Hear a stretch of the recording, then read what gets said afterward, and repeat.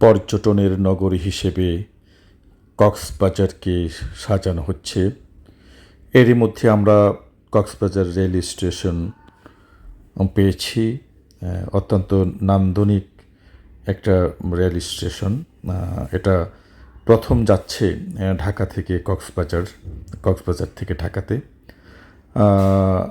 অন্যদিকে আরও যেটা হচ্ছে সেটা হচ্ছে কক্সবাজারে আন্তর্জাতিক একটি বিমানবন্দর হচ্ছে।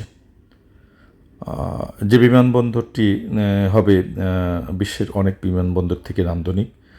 মনে হবে সমুদ্র ছুঁয়ে বিমান নামছে, এমনটা মনে হবে।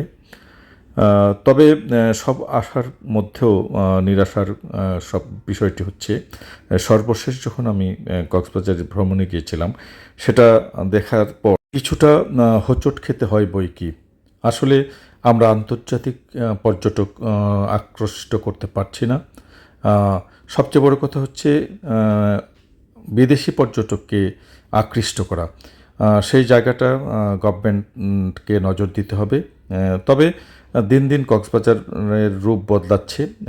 একটা সময় কক্সবাজার আন্তর্জাতিক পর্যটন স্পট হিসেবে খ্যাতি লাভ করবে, এটা নিঃসন্দেহে বলা যায়। আমাদের দেশে অপার সম্ভাবনা রয়েছে পর্যটন শিল্পে। একটু সাজিয়ে গুছিয়ে দিলেই বাংলাদেশ হবে সমৃদ্ধ পর্যটনের দেশ। ধন্যবাদ।